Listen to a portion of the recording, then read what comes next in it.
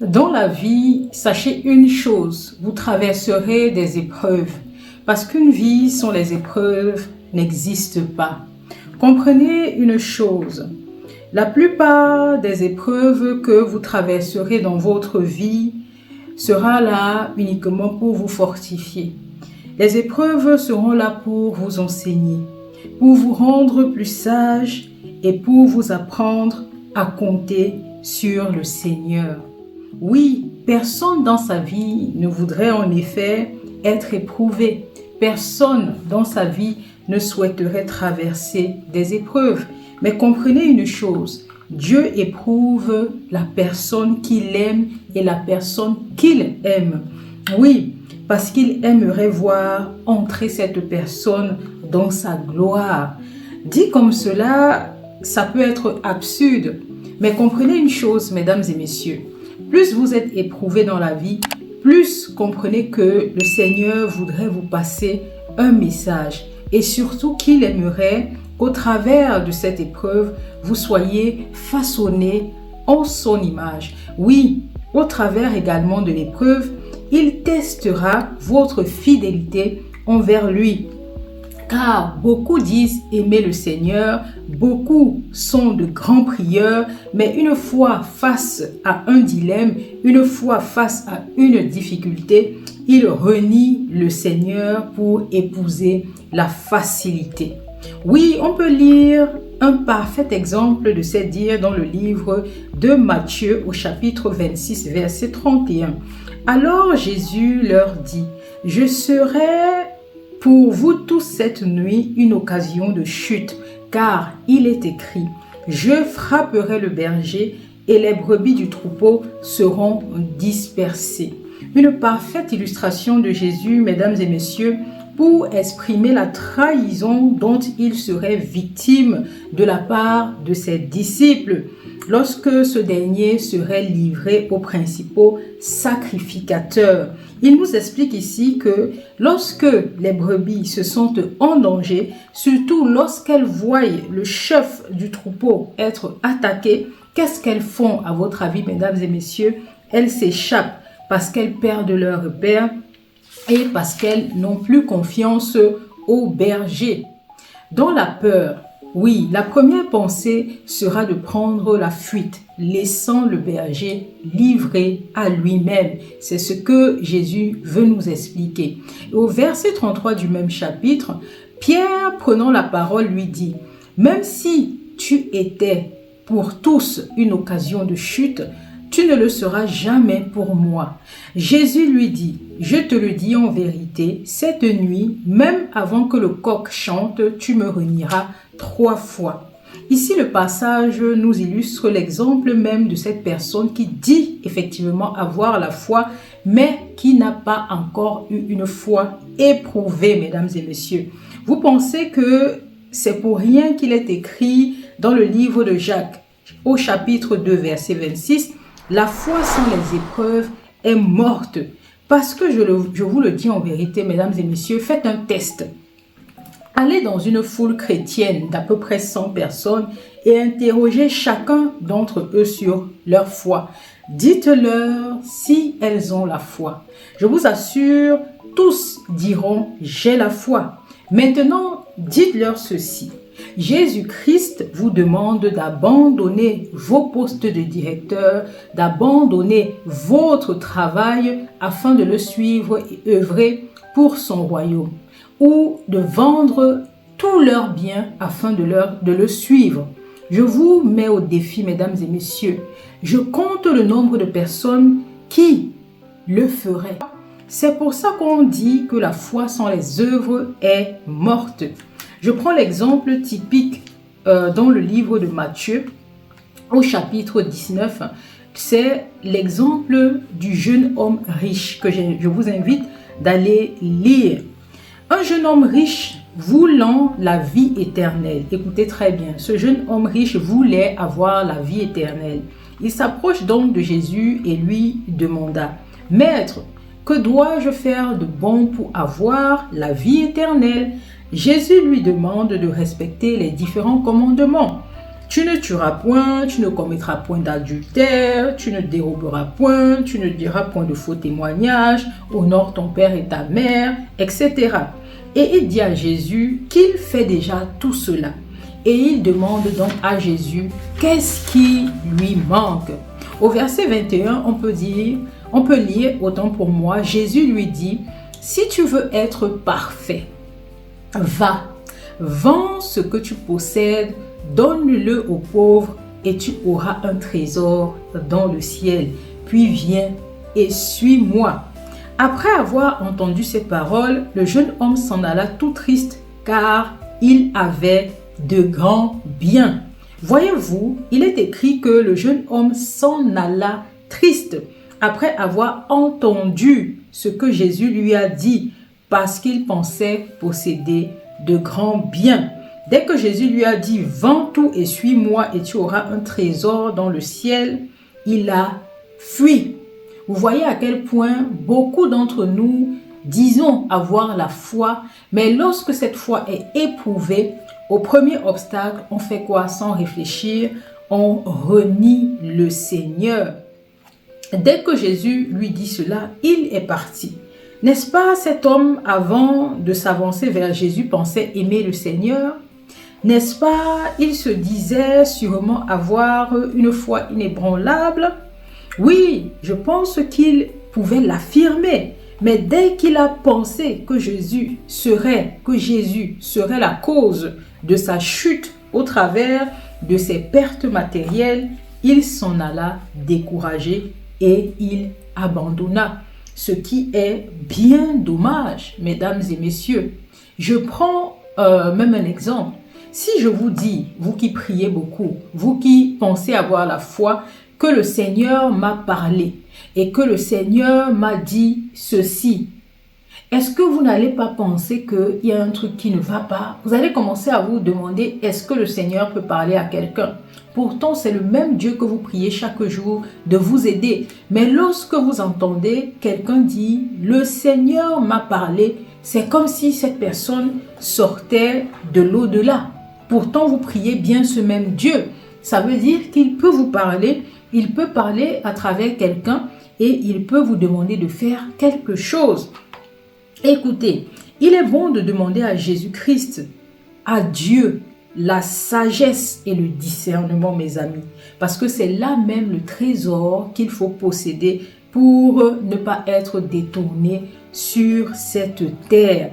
Car beaucoup d'entre nous ne nous posons jamais cette question.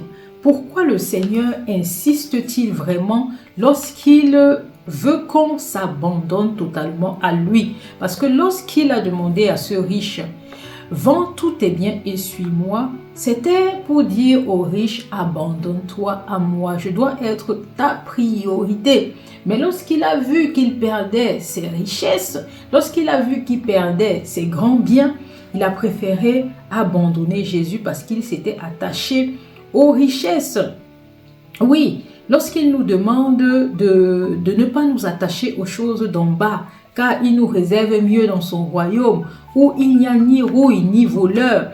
Pensez-vous que, croyant que votre Créateur est puissant et croyant effectivement en lui et en foi en lui, pensez-vous qu'il vous induira en erreur? Vous induira-t-il à l'erreur alors que c'est lui qui possède la clé de la vie éternelle? Imaginez bien, ce jeune homme riche venait lui demander comment pourrait-il avoir la vie éternelle. Le simple fait que Jésus lui demande de s'abandonner à lui et de le suivre l'a découragé. Pourquoi nous attachons-nous aux choses périssables?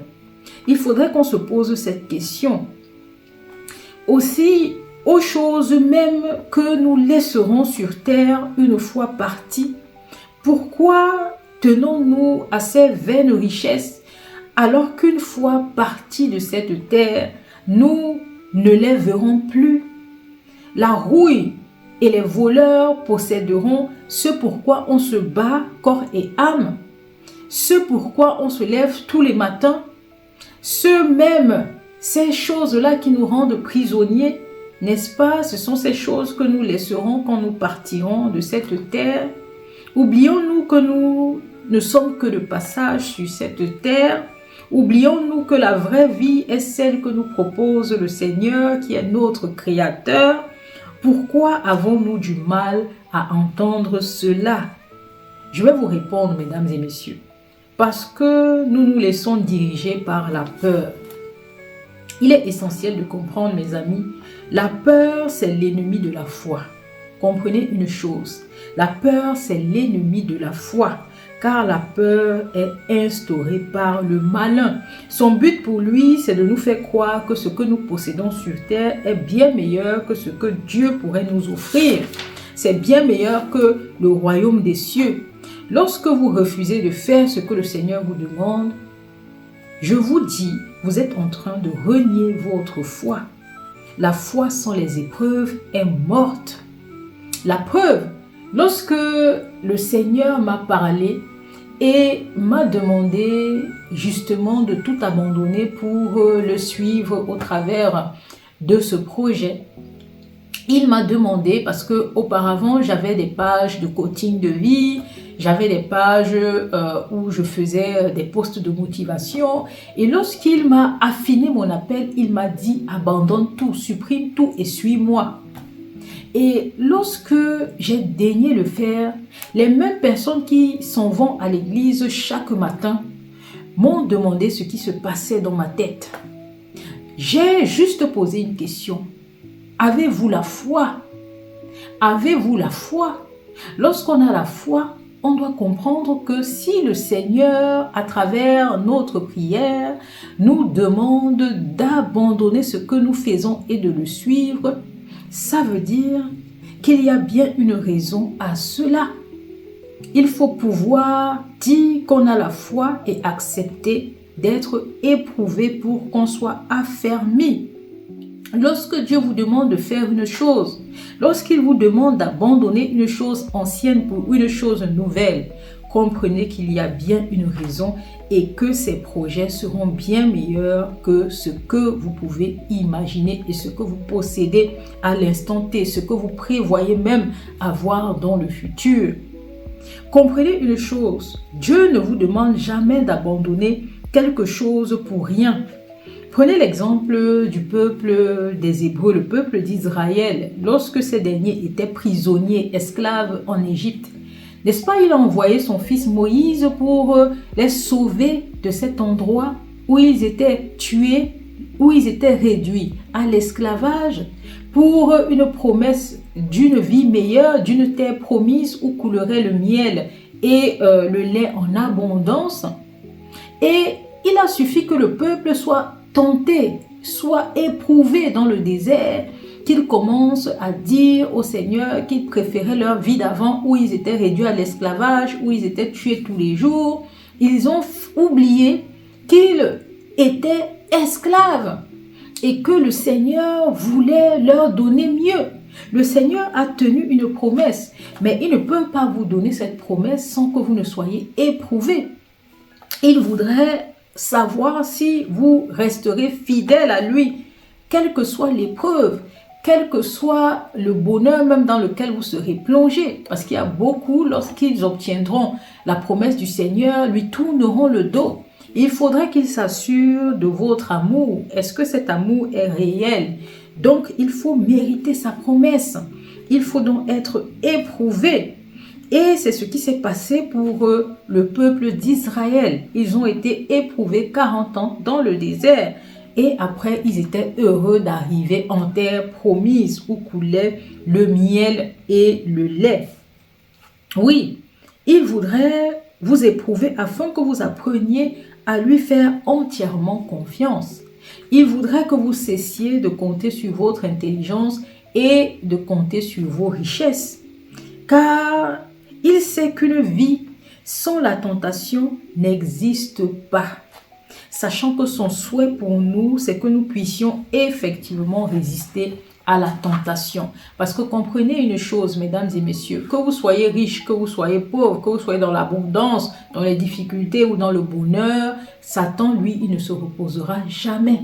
Il viendra vous tenter, il viendra vous dérouter de la voie du Seigneur, parce que son but, c'est de faire en sorte que vous puissiez tomber dans le péché, que vous puissiez transgresser les lois du Seigneur afin d'être condamné. Donc, il veut vous faire condamner. Il viendra par tout et n'importe quel moyen pour vous arracher votre destinée, pour vous voler la destinée que le Seigneur a prévue pour vous arracher la clé d'entrer dans le royaume des cieux, parce qu'il aimerait que vous brûliez dans le feu de l'enfer. Donc le Seigneur, lui, il vous aime et il ne permettra pas que vous soyez tentés. Il va donc passer son temps à vous affiner, à affermir votre foi afin que vous évitiez les tentations qui conduisent au péché et au feu éternel. C'est pour cela que nous vivons des épreuves. Et il est écrit dans Jacques au chapitre 1 verset 12, « Heureux l'homme qui supporte patiemment la tentation, car après être éprouvé, il recevra la couronne de vie que le Seigneur promet à ceux qui l'aiment. » Vous voyez, au départ, il y a des personnes qui pensent aimer le Seigneur. Lorsque l'épreuve arrive, comme à cet homme riche, on lui demande de tout abandonner, il se préfère à lui, il préfère s'accrocher à ses richesses et il tourne le dos au Seigneur. Ça veut dire qu'il n'aimait pas réellement le Seigneur. Il était hypocrite. Il pensait que prononcer le mot « j'ai la foi » suffisait. Lorsque vient une petite difficulté, il préfère suivre sa chair. Il préfère écouter les voix de ses désirs charnels. Et ça, ce n'est pas aimer le Seigneur. Ça, ce n'est pas être fidèle au Seigneur. Et le Seigneur, lui, il donne sa couronne de vie à ces personnes-là qui l'aiment réellement et qui sont prêts à tout abandonner pour faire sa volonté. Oui, parce qu'il faut aimer le Seigneur pour accepter s'abandonner, pour accepter de traverser les épreuves patiemment à ses côtés, c'est-à-dire dans l'espoir que le Seigneur a prévu pour vous un lendemain meilleur, une vie de réjouissance, une vie de gloire, parce qu'il saura que vous êtes en effet une personne fidèle, comme lui également est fidèle envers vous. Parce que peu importe ce que vous avez fait, comme péché dans le passé, dans le présent, même ce que vous ferez dans le futur, il faut savoir une chose, Dieu ne vous abandonnera jamais. Il restera fidèle jusqu'à la fin des temps. Et pourquoi? Parce qu'il voudrait que vous soyez sauvés. Il vous prendra dès que vous vous repentirez, quel que soit le degré de vos fautes. Dès que vous vous repentez, le Seigneur est prêt à vous transformer en son image. Et ne pensez pas que le Seigneur éprouve uniquement les humains. Vous pouvez penser que le Seigneur éprouve uniquement l'être humain afin de s'assurer de leur fidélité. Mais il faut savoir que même son Fils unique, Jésus-Christ, lui-même a été éprouvé. Après son baptême par Jean le Baptiste dans le Jourdain, il a été éprouvé 40 jours dans le désert avant le démarrage de son ministère. Oui, pourquoi? Parce qu'il voulait s'assurer que la foi de son Fils Jésus-Christ était affermie également. Il voulait s'assurer que son Fils aura une entière confiance en lui face aux grandes difficultés qu'il devait vivre dans ce ministère, face à tout ce qu'il devait être amené à traverser. Plus vous êtes éprouvé, plus la gloire que le Seigneur vous prépare est grande.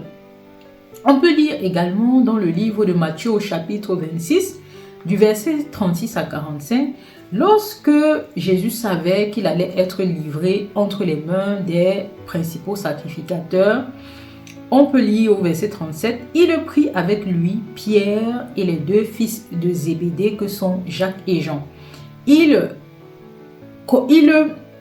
commença à éprouver de la tristesse et des angoisses. » Comprenez bien, lorsque Jésus-Christ lui-même devait être livré, il prit avec lui quelques de ses disciples et il commença à éprouver de la tristesse et des angoisses.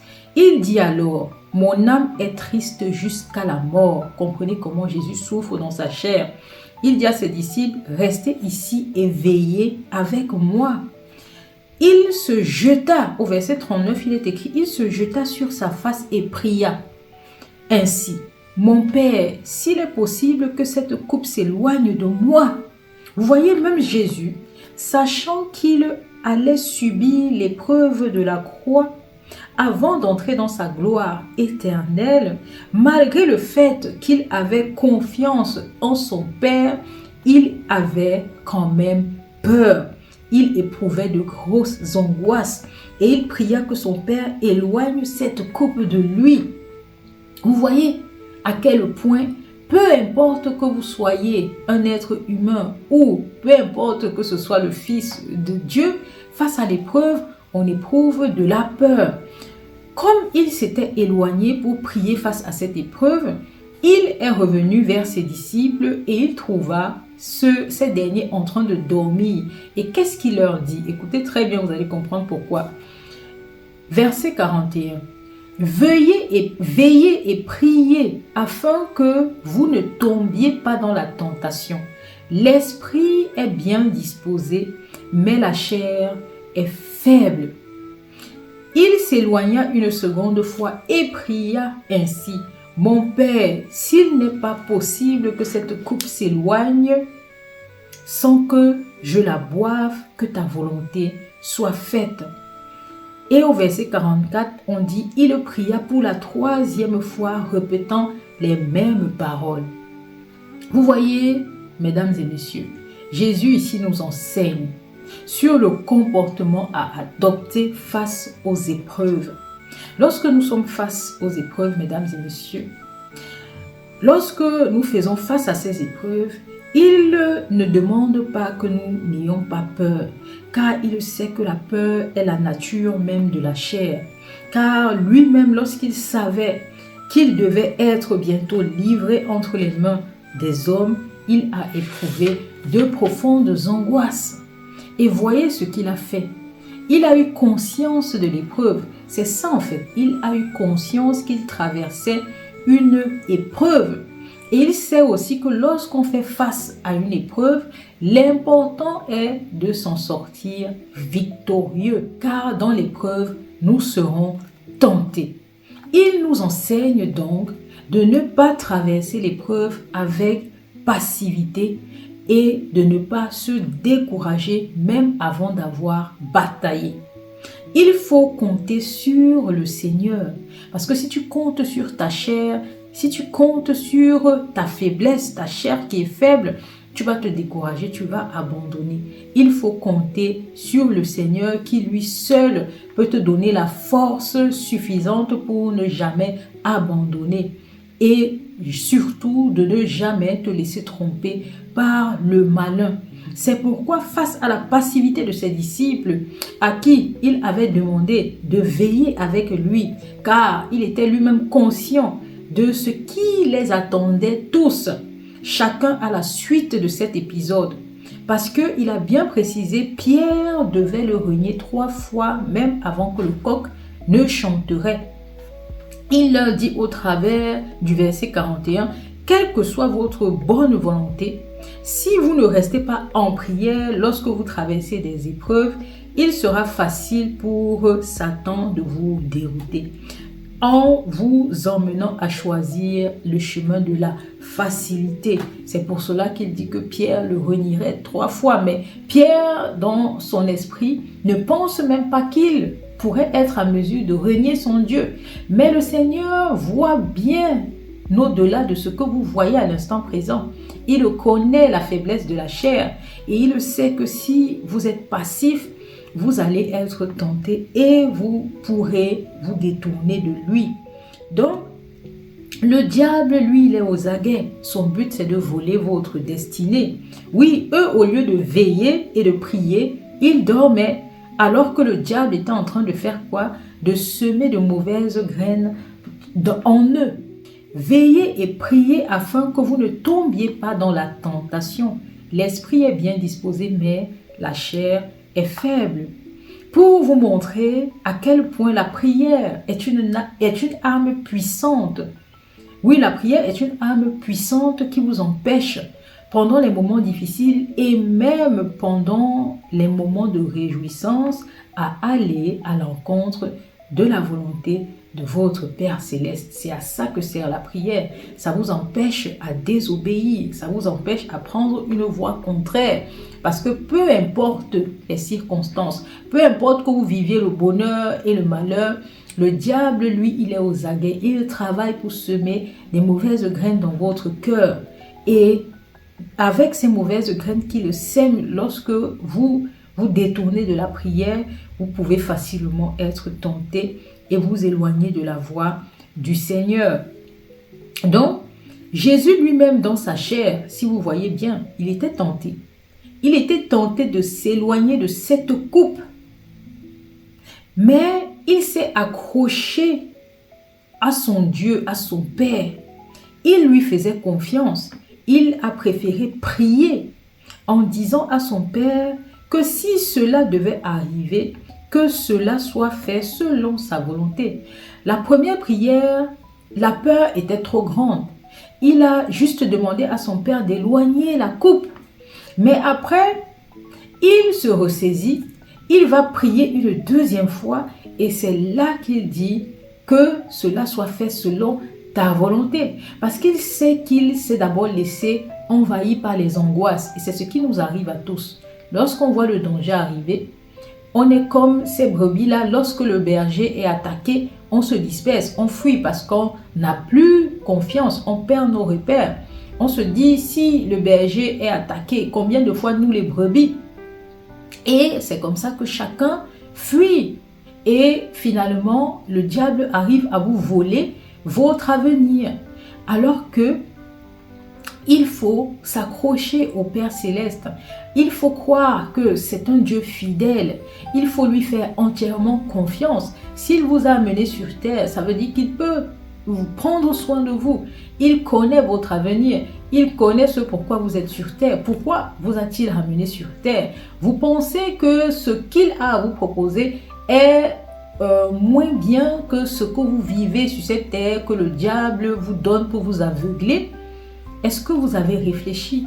Si c'est lui qui a créé le monde et qui vous a mis sur cette terre, pourquoi il voudra vous tromper en vous donnant peu?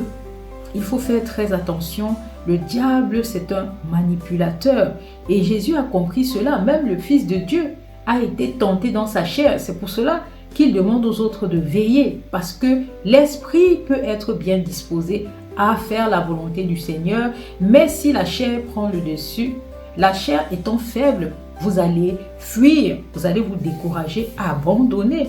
C'est pour cela qu'il demande de prier.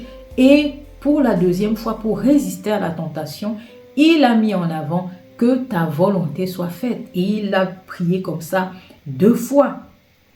Donc, telle doit être votre prière durant les épreuves, car sa volonté nous amène à quoi? À la gloire dans notre vie. Parce que plus la coupe est grande à boire, donc plus vous rencontrez des difficultés, plus comprenez que le Seigneur prévoit un grand avenir pour votre vie. Il vous prévoit une gloire. Comme son fils, il devait être crucifié. Pourquoi? Pour entrer dans sa gloire éternelle. Maintenant, il est assis à la droite de son Père. Il n'attend que ce jour-là pour descendre avec les anges le jour du jugement dernier. Mais en attendant, il est avec nous pour nous éviter d'être tenté par le malin, parce que lui, il a vaincu le monde. Il est parti et maintenant, il est avec nous chaque jour de notre vie pour nous aider à combattre. C'est pour cela qu'à un moment donné, lorsqu'il prend la scène, lorsqu'il fait la scène avec ses disciples et lorsqu'il dit « Prenez et mangez, ceci est mon corps », c'est pour vous dire quoi? C'est pour vous dire que maintenant, il est en vous. Vous mangez son corps, il est en vous. Vous ne devez jamais l'oublier. Vous formez une seule et même chair. Lorsque vous mangez le corps de Jésus, vu qu'il s'est sacrifié pour vous, il vit maintenant en vous. Il est en vous et il peut agir si vous lui donnez, oui, la première place. Quand il dit prenez et buvez, ceci est mon sang, le sang de l'alliance.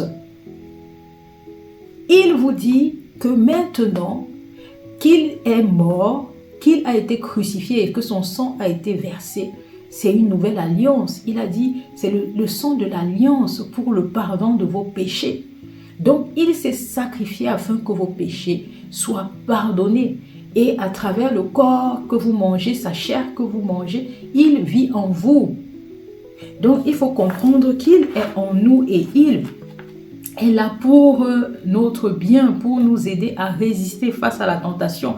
Parce que personne n'a vécu une épreuve aussi grande que Jésus-Christ, mes amis.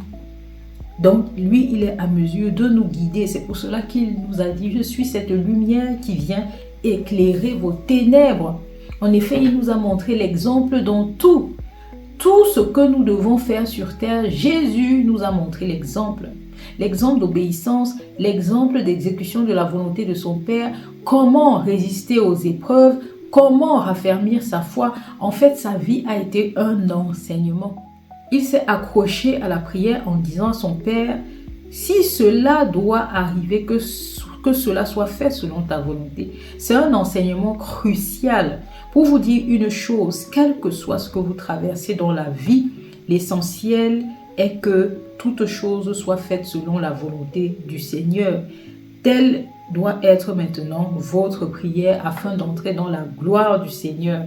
Si le Christ n'avait pas exécuté la volonté de son Père, s'il n'avait pas bu cette coupe difficile, nous n'aurions pas été sauvés. Nos péchés n'auraient pas été pardonnés. Pour vous dire que lorsque Dieu vous demande de faire une chose dans votre vie, pensez que cela est fait pour non seulement votre bien, mais pour le bien de la communauté. Parce que le but du Seigneur, c'est que nous soyons sauvés tous. Il dit dans la Bible qu'il ne veut pas perdre une seule de ses brebis. Donc, il fera tout pour nous sauver. Et si vous êtes disposé à travailler pour lui, il fera en sorte que vous participiez à sauver un grand nombre. Parce que son Fils également a été sacrifié pour nous laver de nos péchés. Et il voudrait maintenant qu'on vit selon le modèle de son Fils qui nous a tout donné, qui nous a tout montré. Il a été un exemple pour nous montrer comment combattre à chaque étape de notre vie. Il faudrait donc apprendre à vivre une vie loin de l'égoïsme du monde et apprendre à faire confiance à Dieu. Oui, c'est parce qu'on vit comme des égoïstes en pensant uniquement à notre bien-être que nous pensons que ce que nous possédons sur terre est bien meilleur que ce que Dieu a à nous proposer. Et ça, c'est le malin qui vous trompe. Faites attention parce que si Dieu vous demande d'abandonner une chose ancienne pour une nouvelle, c'est parce qu'il vous prévoit une gloire, mesdames et messieurs, et c'est pour l'avènement de son règne. Donc voilà, si cette vidéo vous a plu, un pouce en l'air, likez, partagez, abonnez-vous à la chaîne, partagez massivement pour ouvrir les yeux des aveugles, parce que ce que Jésus veut, c'est que les aveugles voient, que les sourds entendent et que les boiteux marchent.